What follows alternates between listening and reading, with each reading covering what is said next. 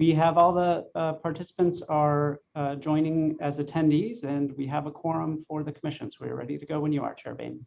Very good. Just make sure we're going up there. Very good. So noting that the time is on my clock, there we go, 1 o'clock. Sure. Very good. I'll call this special meeting to order. Welcome, fellow commissioners, and of course, members of the public and potential offerers who are joining us today for this special meeting of the County of San Diego's Independent Redistricting Commission that features the Industry Day presentation for the Outreach and Engagement Services procurement. Let's begin with our clerk, Andrew Potter, for information about today's meeting. Andrew. Thank you, Chair Bain. Any members of the public who wish to provide oral testimony during today's meeting can do so under agenda item 1 of commission business. In a moment, Chair Bain will explain the slightly different format we have compared to regular Independent Redistricting Commission meetings.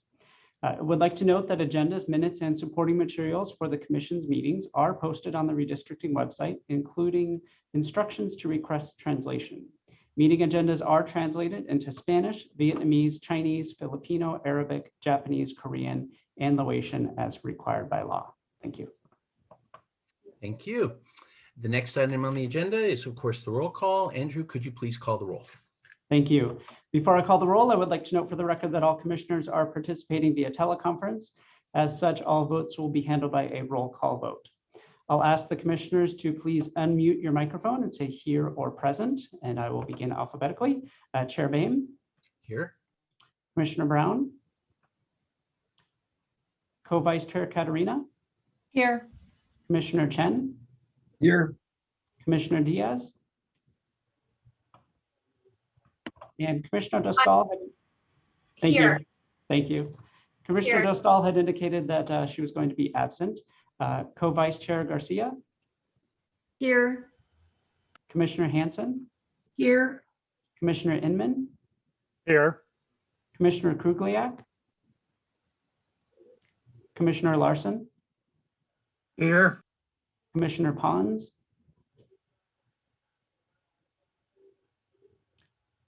And Commissioner Russ had indicated that he was going to be absent, and Commissioner Servin. Okay. Thank you. Very good. Thank you. So with that, we'll move on to commission business. The only item on today's agenda is the Industry Day presentation, which also includes a question and answer session and discussion of the draft documents for the procurement of the outreach and engagement services. I'd like to note one technical correction for the record. Where the title is stated as the agenda reads Procurement of Public Outreach and Communication Services, the title rather should read Procurement of Outreach and Engagement Services. So just to repeat, the title should be Procurement of Outreach and Engagement Services. Before we begin our formal business, I want to acknowledge and thank the IRC's ad hoc committee on this issue or project, consisting of Vice Chair Katarina, Vice Chair Garcia, and Commissioner and former Vice Chair Diaz for all of their hard work in preparing these procurement documents and this meeting. They, along with staff, have been working diligently on these documents and, like all of us, are eager to hear from all the attendees on their thoughts and feedback. But I did want to specifically thank all three commissioners on the ad hoc committee. It's much appreciated. Moving on briefly on how we'll proceed today. First, we'll hear a presentation on Industry Day from Barbara Jimenez, Executive Lead of the county's redistricting staff team, and Rich Mcarvel, Chief of Procurement Services in the Department of Purchasing and Contracting. Their presentation will be followed by an open forum that invites potential offerers and the public to ask questions and give feedback to the Commission on the draft procurement documents for the upcoming RFP. More on that as we approach that specific segment of the conversation. We'll end with a discussion among the IRC commissioners present today and move on from there. A copy of today's presentation is posted online on the county's redistricting website, as are the procurement documents themselves. And I know staff is ready to help for anyone who needs immediate help on that. Before I turn to Barbara, I would like to note Commissioner Krugliak has just joined us. Welcome. And with that, I'll turn over to Ms. Jimenez for her presentation. Barbara. Thank you, Chair Bain. And thank you all commissioners and members of the public and potential offers for joining us for this special IRC meeting for Industry Day. And I'd just like to reiterate and acknowledge and thank the Ad Hoc Commission, Vice Chair Caterina, Vice Chair Garcia, and former Vice Chair Diaz on the amazing work and the great work they've done with the procurement documents, and just let everyone know how important it was for them to get public feedback. The entire commission has made it clear that this is a critical piece of next steps, and that getting the feedback on how the contractor would be engaging the public in the redistricting process was critical. It's great to see their vision and their enthusiasm, and I look forward to working with them to finalize this process. As Chair Bay mentioned earlier, this Industry Day is really an opportunity for the public and potential offers to provide input and feedback on the public outreach and engagement services that are needed to assist the Independent Redistricting Commission in obtaining broad and diverse community input across San Diego County. And with that, I'd like to introduce Richard Mcarvel. He is the Chief of Procurement Services for the county's Department of Purchasing and Contract. We've been working closely with Rich in preparation for the upcoming procurement for these services. And I'd just like to thank Rich. He brings a great amount of knowledge and expertise in the world of procurement services for the county. And he's been a great resource in helping us get to this point of Industry Day. We're pleased to have him here, so I'll turn it over to Rich. Thank you, Barbara. Good afternoon, everybody. Just a quick question. Is my presentation being shared? Perfect. Thank you. Okay, good afternoon, everyone. Thank you for joining us today. Just a general overview of the purpose of an Industry Day. It's obviously an opportunity for the IRC to canvass some feedback and input from the relevant stakeholders as it relates to the outreach and engagement consultant services RFP that is pending and upcoming. Next slide, please. Okay, so I'm just going to give a real high-level overview of the RFP process. So an RFP process for the county is a structured process. It's effectively looking at the best value proposal from offerers, which involves consideration for price and other factors. Now, the RFP package, which will be posted shortly to a website called BuyNet, which I'll talk about in the next couple of slides, is generally going to consist of these key documents, some of which have been shared to date, and some of the conversations today will be around these documents. But for those that are not super familiar with the county's process, when this is posted to BuyNet, the packet will include these key documents, of which is going to tell you most of all that you need to know about the procurement itself. So some of the key areas to look at when we post it is the Rfp Instructions and Rules, and there's various forms that are required to be filled out as part of the response. But those instructions are going to give you an overview of the procurement process itself and how we work through the RFP process. So if you're not familiar with them for the county, obviously any relevant stakeholders who are interested in proposing, please take a look at that section when we release the RFP. In addition to that, there's going to be some of the other key sections which you're probably familiar with many government procurements, which includes the evaluation criteria, the submittal items, so the information that we're looking to you to present to us to evaluate proposals. And in addition to that, the agreement which will result from the back of the winning proposal, which would include our county standard terms and conditions and various exhibits such as the statement of work, Exhibit A, insurance requirements that are required here at the county, and the pricing schedule, the Exhibit C pricing schedule. Now, as I mentioned, this package will be posted on BuyNet, which is the website which the county solicits all of its procurements through. And if you can move to the next slide, please. I'll just give a high-level overview of what that is and how to register if you're not already registered. So there's two ways to access the website. One is via a direct link, link in this document, or if you put the website in, it'll take you directly to BuyNet. And the other way to access it is actually through the County of San Diego's website. And if you access it through that means, in the presentation it shows, you would go to the Go to Business and Procurement fields on the website. And there's a link there to BuyNet line procurement, which will take you to that website. Next slide, please. In addition to that, you can put County of San Diego BuyNet into any search engine. It's going to take you directly to this screen that you see here. Now, what we ask any potential offerer to do, and addition any stakeholder that wants to follow the progress of the procurement itself and see the documents when they come out, we ask everyone to register.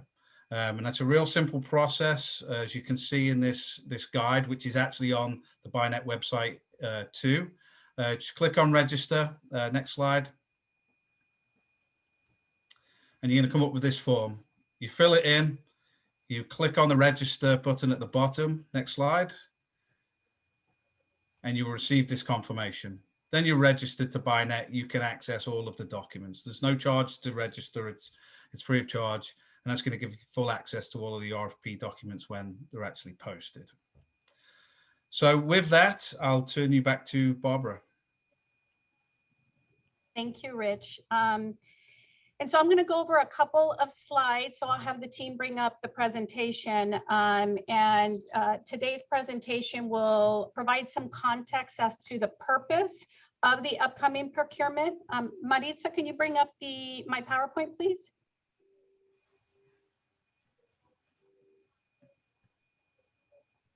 There we go. Thank you.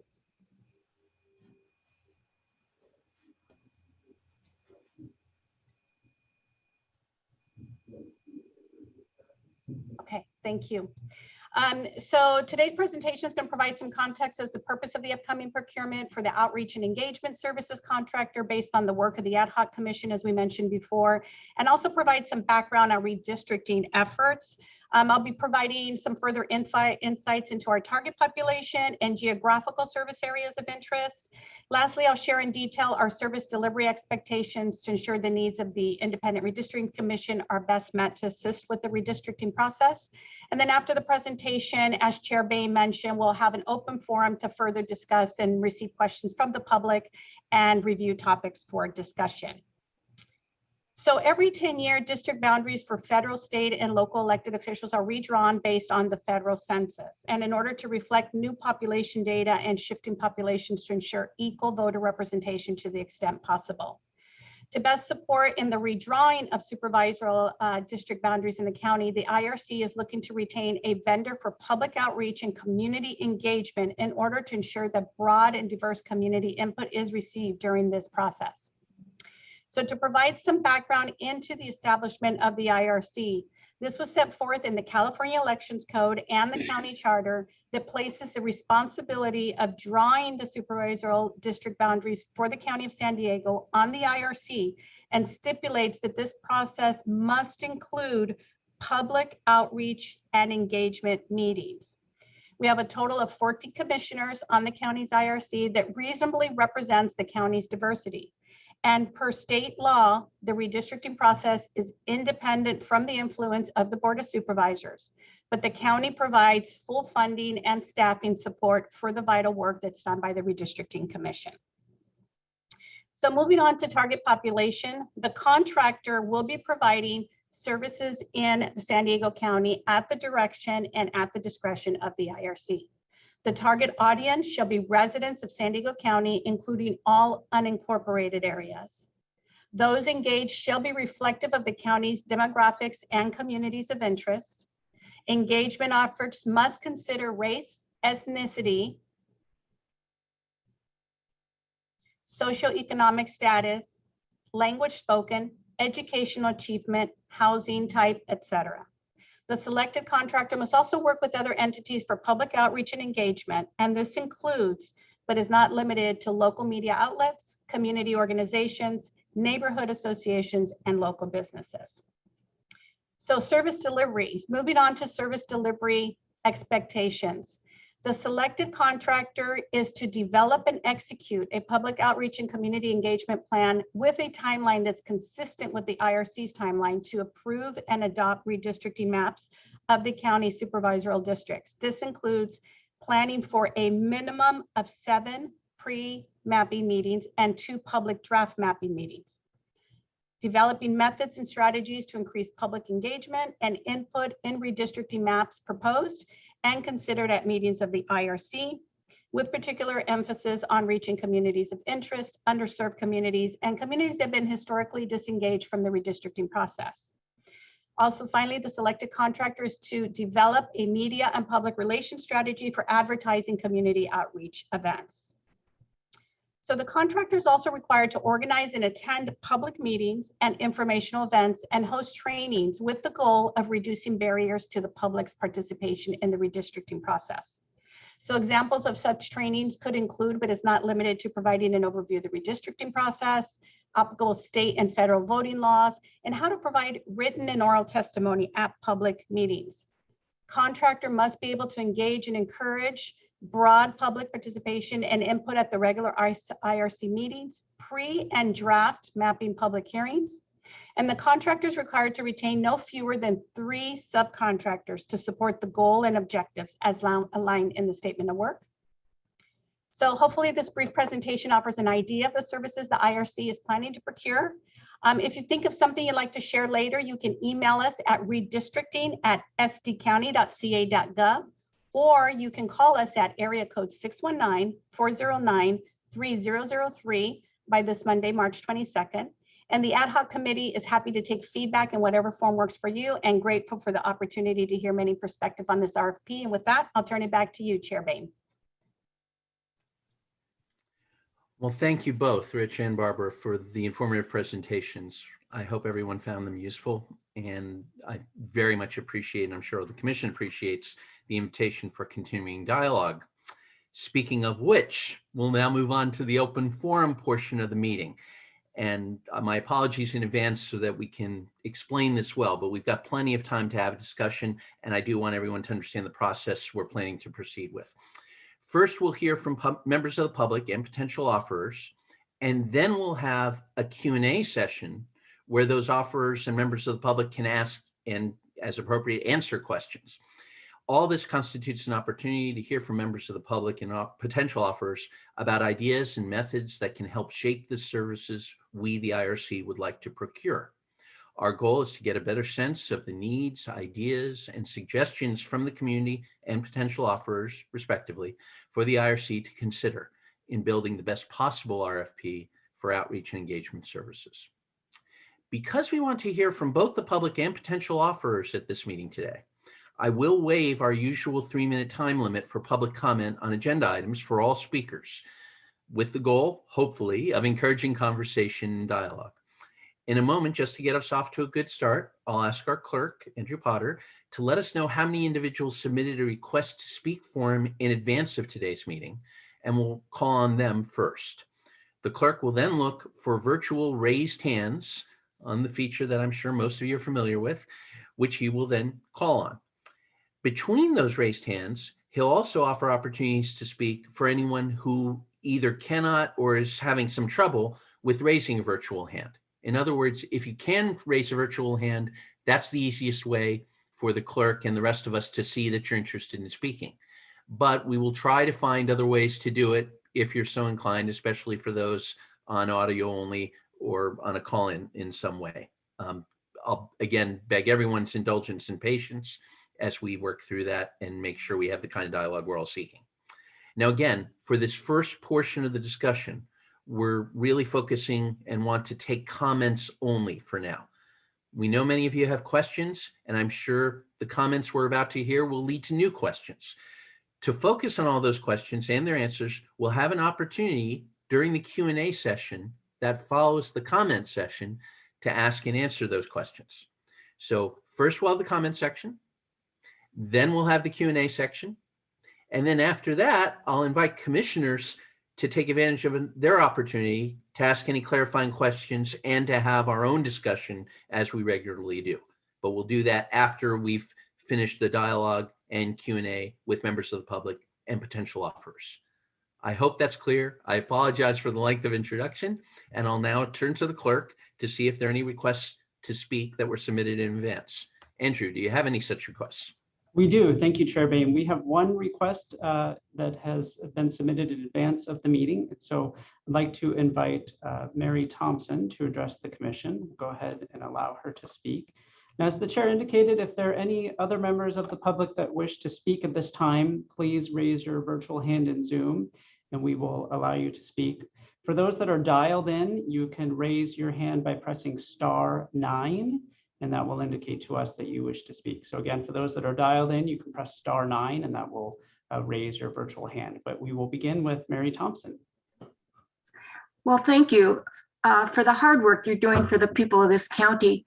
My name is Mary Thompson and I represent the League of Women Voters, North County, San Diego, as the chair of its civil engagement group. We appreciate the opportunity to comment on this critical contracted work, and here are a few ideas. 1, beyond the legal requirement for 7 pre-mapping hearings and 2 redistricting map draft hearings, we strongly encourage more hearings and a targeted educational workshop for the community on identifying communities of interest. 2, to add to a public outreach list, we highly recommend leveraging the outreach infrastructure work of the 2020 San Diego County Census Team by inviting that group to share how to identify and do outreach to nonpartisan voter engagement groups that might be able to educate and engage their communities in redistricting. 3, to further add to the public outreach list, we urge you to collect and add names and organizations who've made public comments at IRC meetings. And finally, given the trend of increased civic engagement during the COVID pandemic, we recommend that the contractor's scope of work include the collection and analysis of public input for the IRC. Thank you. Thank you, Ms. Thompson. We appreciate your comments. Are there any additional members of the public that wish to speak at this time? Again, if you can raise your hand in Zoom, we will be happy to call on you. And for those that are dialed in, again, you can press *9. Chair Boehm, I'm not seeing any activity in the attendee panel, so that appears to conclude requests from the public to speak at this time. Very good. Thank you, Andrew. Thank you, Ms. Thompson. And for members of the public, please feel free during the Q&A session. If you want to work a comment into your Q&A, we more than welcome it. So we'll move on now into the Q&A discussion that I mentioned that will hopefully help us continue on a very constructive dialogue.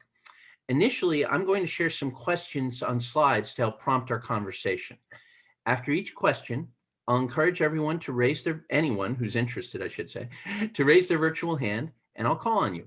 I'll also call on anyone to speak, working with Andrew and the rest of the staff, who doesn't have the ability or cannot for some reason raise their virtual hand. I promise to do my best to recognize all speakers in turn and appreciate your patience again as we proceed. And once again, please state your name for the record once you're called on and any organization affiliation you may have. So with that, I think we'll go ahead and put up the first slide, or the first question, I should say, on the first slide.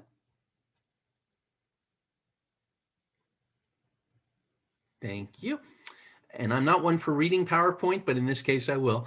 What approaches can be used to increase civic engagement to ensure an inclusive and diverse participation in the process?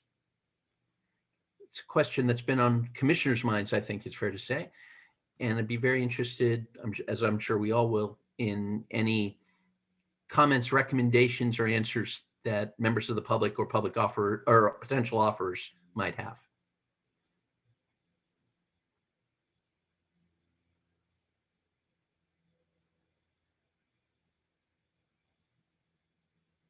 Okay, commissioners, I will ask you to keep these questions in mind as we go. Of course, your views on this will be welcome, especially to share with the broad audience that we have in front of us.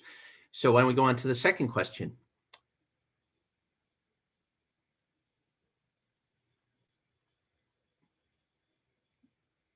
And I'm catching staff by surprise as we move along.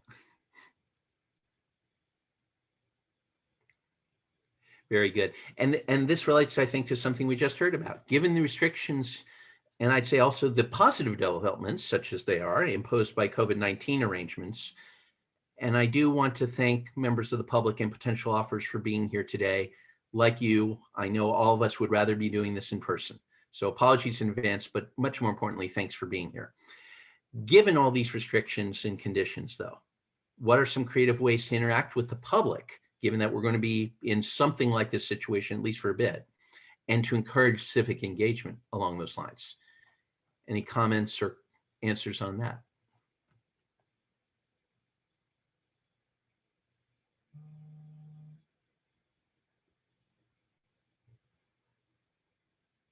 And that's okay.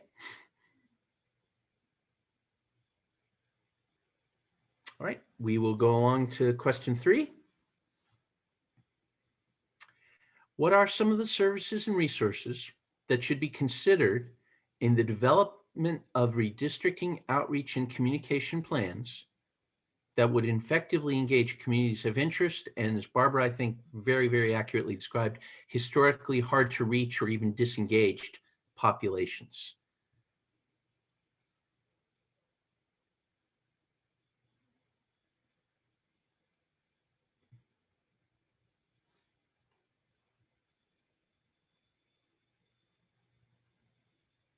Very well, we'll go on to question 4. Now this one has several parts to it. Have there been challenges to bridging an increasingly digital divide, both throughout the county and within communities, especially communities of interest, along with all the different segments of the population that should be involved in this process? What are some mitigation strategies or methods that have been used in the past to overcome those or deal with those kind of challenges? And what are some ideas for the future? Any comments or answers or suggestions would be more than welcome.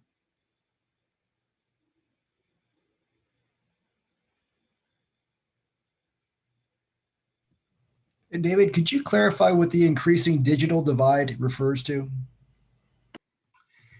I'll allow staff to comment, but there is some evidence that as the same kind of economic and other differences emerge, I think is the right way to put it, within the county, that is accompanied by a digital divide. Now, it is certainly accurate to say there's a lot of interpretations and analysis and different conclusions about exactly what that means. And Commissioner Chen, I think it's a good one to ask. And again, I'd be more than interested in what members of the public or potential offers have to say. But as relates directly to our meeting today and the industry day discussion, as Rich described, it's an important component of the work to make sure that whatever's being done not be either limited by a digital divide, a divide among digital access on everything from internet and electronic access to simple lack of training and familiarity with different channels and ways to engage.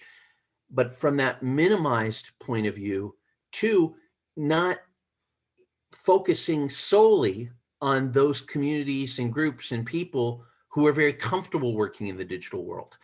And I say that because, as a footnote, we are in a transitional period and will likely be there for some time.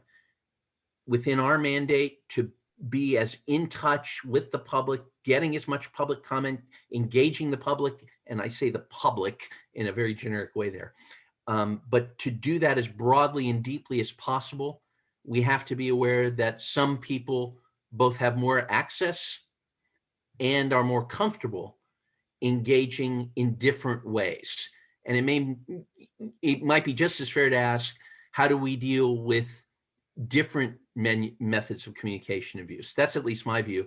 I'd invite the ad hoc committee members, staff, and especially members of the public and potential offers to address this as well. It's a key point. Chair Boehm, we do have one individual that has raised their hand that is an attendee. Please. That is Ms. Thompson, please. Thank you. I think many of us have become familiar with the digital divide during this shutdown, especially as it has come to distance learning. And we've watched families throughout the county, throughout the state, the country struggle with how to bridge some of those digital divides for teaching their children at home. I'd suggest that maybe could be an opportunity for the commission to consider leveraging some of the work that has been done to bridge that during this educational hiatus and see if that can't be applied and used in the redistricting message that you're trying to get across. Thank you very much for that. Excellent point. Anyone else? I have, is it Isaias? I apologize if I'm pronouncing it wrong. Sanchez? Yes, hello everyone. My name is Isaias Sanchez and I'm from True Care. We're a nonprofit health center located in North County, San Diego, servicing Oceanside, San Marcos, and then we have a clinic in the Riverside area. But more specifically talking about this subject about the digital divide, I had firsthand experience with it when we transitioned over to everything virtual back in March of last year. And so what I mean by that is I run a social support group here at the clinic called the Golden Years Group. And so this Golden Years Group is primarily targeted for Hispanic adults. And so really that geriatric population that I work with. And so what I found was that, yes, the elder population are not as comfortable with using this technology. But another limitation that I found is, yes, I was able to walk them through it with how to join via phone and how to, and I created like an infographic on how they could join on their phone. And for those who had a smartphone, how they could actually have video capability. But what I found that was a barrier for most of them was the access to technology. So it's not as simple as, oh, well, teaching a certain population or certain group on this is how you use technology. Is if they don't have the technology to be able to use it, then it's not going to benefit them. And so that's what I found. So pre-pandemic, we met here at the clinic, and I had roughly 20 to 25 participants show up in person. But then with the pandemic, I only had like 12 people who continued to attend the virtual presentations because the others could not either have access to an electronic device or they had no one at home who could help them navigate the Zoom application. So, so it's just so many layers to peel off to see where exactly it is that we could best help the communities that we serve. But I just wanted to put in my 2 cents as to it's not just so much as educating these people, but it's so providing these resources and ultimately the technology for them to be able to utilize them. Thank you for that, Isaias. And I think it's a critically important point within the bounds of what we're talking about. Jacqueline Clark, please.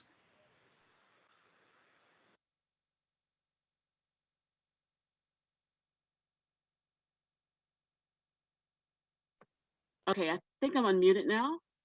Okay, so I came in a little bit late because I have work. And so I remembered that this was coming up because it popped up on my phone. So that's another type of conflict is, you know, reaching the people, people who don't have access to mobile, even to access this meeting on their mobile phone. I'm at home teleworking, so it's kind of easy for me to do it, but it's also kind of hard because then I have to multitask because I'm on the clock. So I have to decide, like, am I going to do this because it's important for the community? This only comes around, you know, so many years. People are still learning about it. Like I'm alive in this lifetime to even know that there was even opportunity to apply to become a part of the commission. So being an observer, you know, I really want the opportunity to really have the chance to be available for it. And it's not going to be easy to get people to be available for it if they have to work or if these are done during working times or then in the evening when other people are doing community meetings too. So I know there are many challenges that, you know, you're faced with, and I know it's not easy to even decide how to address them, but it's definitely something that has to be considered. And thank you, I'm done speaking. Thank you very much, Ms. Clark, and thanks for joining us on that.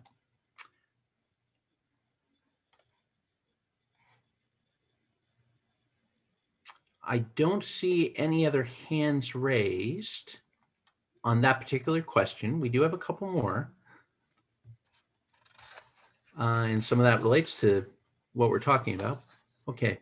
And Andrew, you're not seeing any star 9 I'm not. requests? Okay, very good.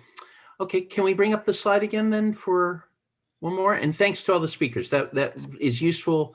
And when we get to the commission part of the discussion, I might have another comment or two, as I hope other commissioners will. But can we bring up, I believe it's our 4th question. We really dealt with that, didn't we? My mistake. I'm sorry. Good. Okay, very good. So that actually brings us to a good point then. Before I close this part of the discussion, let me just check one more time if members of the public or offers have any further questions, answers, or comments they want to offer. And Chair Boehm, while that happens, I'm not sure if it would be helpful just to let all our attendees know that in terms of next steps, the ad hoc committee that we spoke about earlier will be taking all the wonderful input that we received today, as well as anything that's emailed or if anyone calls, and then go back and develop that final product, that final RFP. So all the input today is extremely critical. And then the RFP will be brought before the full commission for approval before it's posted. So those are sort of just the next steps in this process. Great, thanks for clarifying. Thanks for clarifying that. All right then, I have Lila McDonald, please.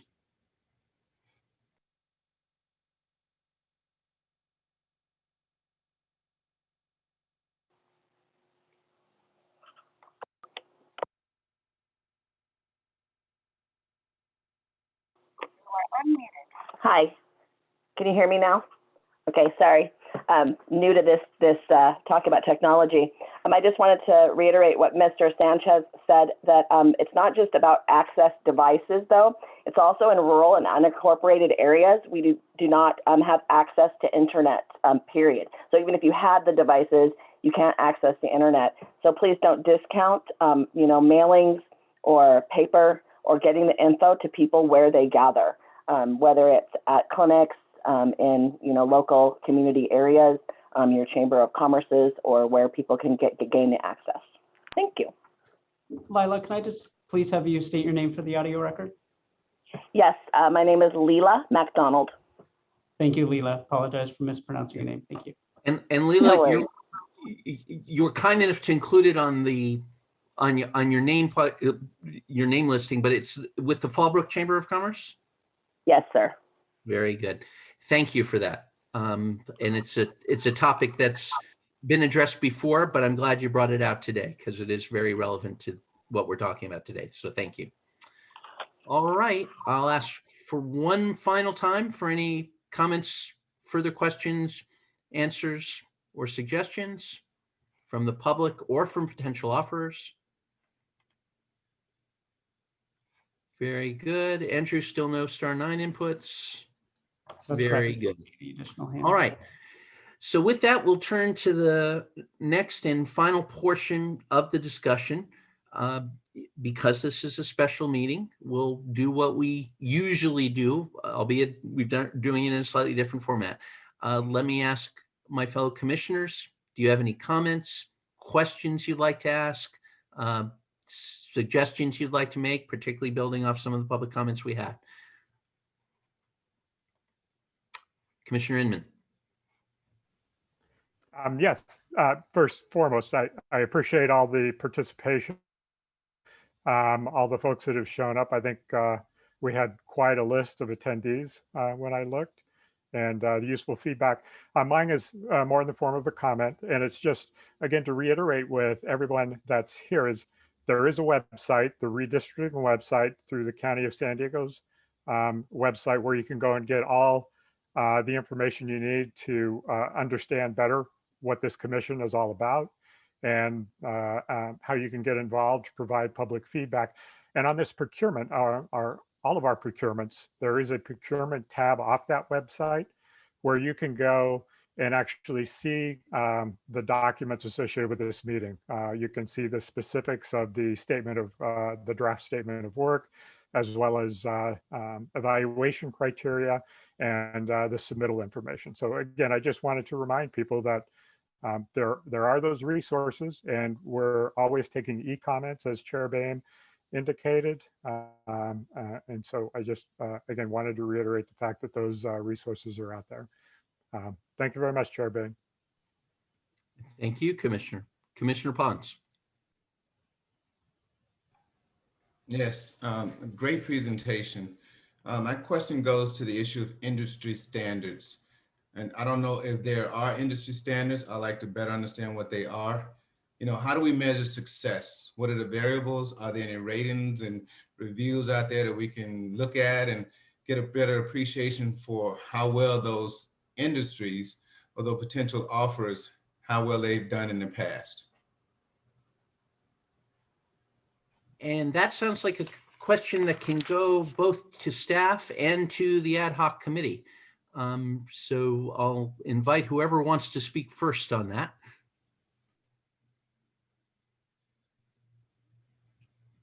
Barbara? Yes, so I didn't know if the ad hoc had a comment, but I can ask Rich if he would like to weigh in just in general in terms of some of those approaches that we take for procurements. You're on mute, Rich. Sorry, on mute. Yeah, I mean, one of the principal ways that we would establish that history, right, would be for reference checks. That's probably one of the more common ways that we do it, which is obviously included in the submittal items. You know, and really the key to trying to understand the applicable qualifications and past history of the offers is by the questions you ask, right? The quality of questions you ask and how specific those questions are to what information you want to receive. So in terms of procurement process, that is, you know, one of the ways to ascertain that. Is there an industry standard, like, you know, like the Better Bureau Protection, Consumer Protection, you know, like if I'm going to buy a telephone, I can compare this phone to this phone based on a series of metrics and how they perform? I mean, I'm not aware of one for this specific industry, right? I would defer to maybe anyone else who has more industry specific knowledge in this area, but I'm not familiar with a standard specifically for this type of service. Commissioner Katerina, did you want to comment on that or something related? Yes, I just wanted to say that Rich Mcarvel is correct. There really isn't an industry group that measures, you know, and these would be public relations firms, large consulting firms, could be event firms. So there's a wide variety of different types of offers that we may see on this contract. Some of the things that we have asked our offers to provide in the submittal requirements are generally some metrics that are used in communications field. So it might range from something as simple as how is your social media gauged? You know, if you have done these types of projects in the past, please tell us how you, what kind of results you received. There are, for mailers, for example, you're looking for how much feedback you get. You know, there are a variety of different methods that organizations use, but there's no general specific industry gauge that we can look at, unfortunately. But I think Rich is spot on that it's very important to contact references, and we do require that they provide information so that we can contact people they've worked with in the past, if that makes sense. Thank you. Commissioner Hanson.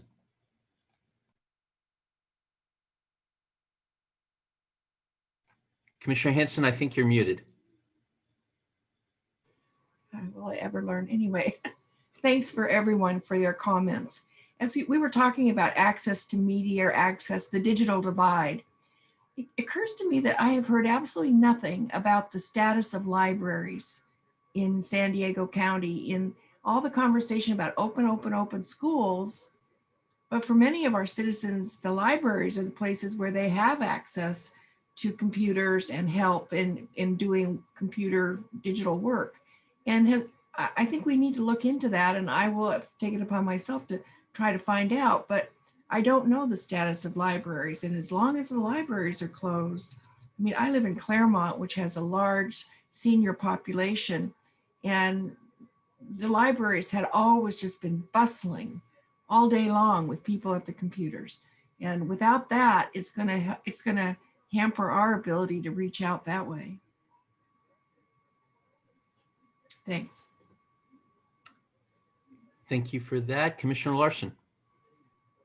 Well, let me follow up on Barbara's comment. We have the problem in Pacific Beach with our library, and it's discussed at our town council every meeting. It's something that I don't think a lot of us thought a lot about, but many of our population really does depend on the library for their digital services. And saying that, I'm thinking that there are two instances that we've all been familiar with here in the last year concerning the digital divide and how you get digital services to citizens. One is the closing schools, the remote classrooms. There's been a lot of effort made by the school district in trying to serve the communities that don't have computer access to remote learning. And the second one is the appointments for vaccinations. There's been a great to-do here in the last 2 or 3 months about how does reservations for events we get made to the greater set of community members. And we, I don't think, have done very well on that in our county. So perhaps there's lessons learned in both of those instances that we can follow. And we appreciate that. As the parent of a 14-year-old and 2 10-year-olds, I can tell you distance learning comes with any number of advantages and disadvantages, as do libraries. And I don't think I'm the only parent in the only district who can say it. There's some remarkable things that all the libraries in our county are doing to at least try to stay in touch and offer support. And when I see my younger ones getting through an internet catalog and finding a book that they want about 4 times as fast as my wife and I can do it, it's impressive. It's a good skill. But as several of our speakers have said, and as Commissioner Hanson and Commissioner Larson said, that's not available to everyone.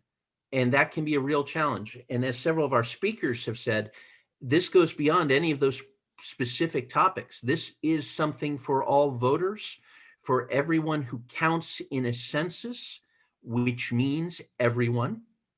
And therefore, we have to have the net cast that broadly. It's one reason, again, I'm so grateful to the ad hoc committee and to all our staff, Barbara and her team, as well as Rich and his folks, for pulling together, at least to this point, something that provides a way for really creative ideas, up-to-date lessons learned, I hope, and that kind of input and comment and new ways of doing things. I also want to harken back, I won't single anyone out by name, to what one of the members of the public said, though. All this happening within incredible demands on our time as a community, as a county. And while it's reassuring in some ways not to have to drive everywhere, or at least not as much as we used to, in some ways that makes the demands on time that much more intensive.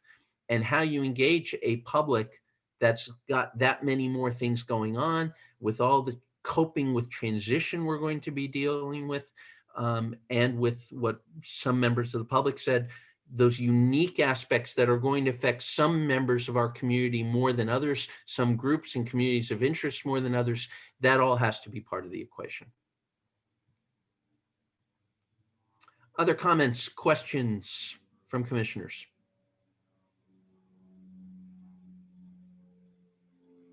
Okay. Seeing none and seeing no further requests for comments, I will allow just one more opportunity, but I know a lot of people are rightly in listening mode, and that's good. We're honored that you're here. I'll go ahead and thank the commissioners for that discussion. And on behalf of the County of San Diego's Independent Redistricting Commission, I want to thank the potential offerers and the members of the public for joining us today and lending your voice to the important work that we are completing. I look forward to continuing to move the procurement process forward. As Commissioner Inman said, it's complicated and it's expensive, and there'll be more to come on that, as well as to expand our efforts within and beyond the procurement process to engage the public in the redistricting process. With that, we're going to move on to adjournment. Seeing no other comments from commissioners or others, I'll go ahead and move to, oh, sorry, Commissioner Diaz, please. Hi, sorry about that. It just popped in my head about this. I think it's important to acknowledge what kind of timeline we're under, and considering that, you know, the census data may be delayed this year, and how would that affect the RFP process and sort of our timeline as a commission.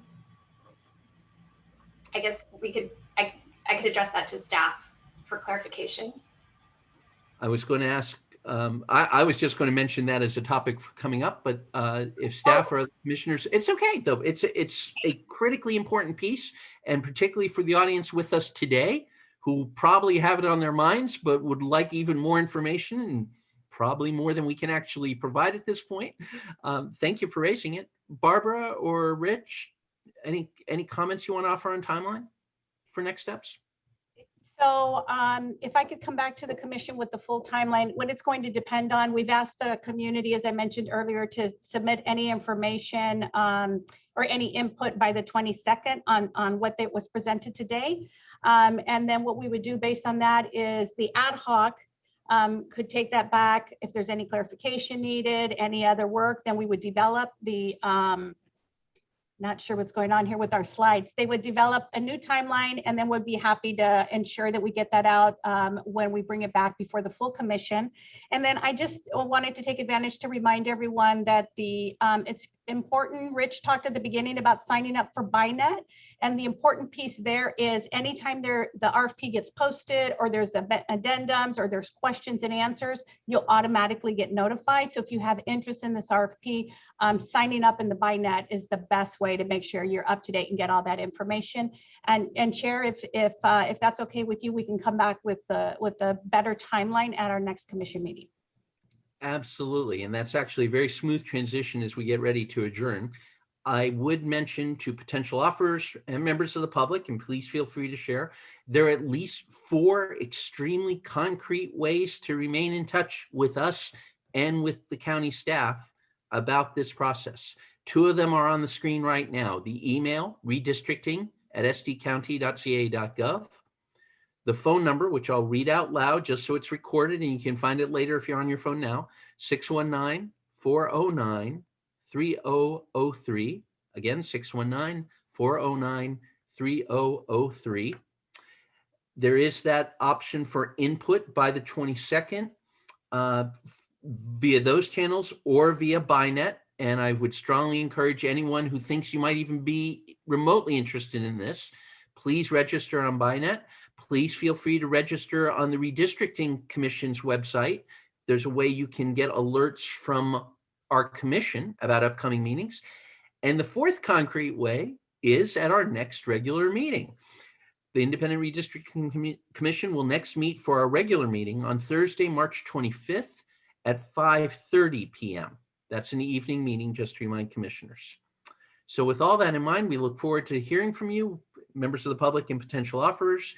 We look forward to being engaged in dialogue. I want to thank all the commissioners for making the time to attend this special meeting. I want to thank staff again and the clerk for making the time to join today and for having such a smooth meeting. With that, the special meeting is adjourned at 1:54 p.m. Thank you all.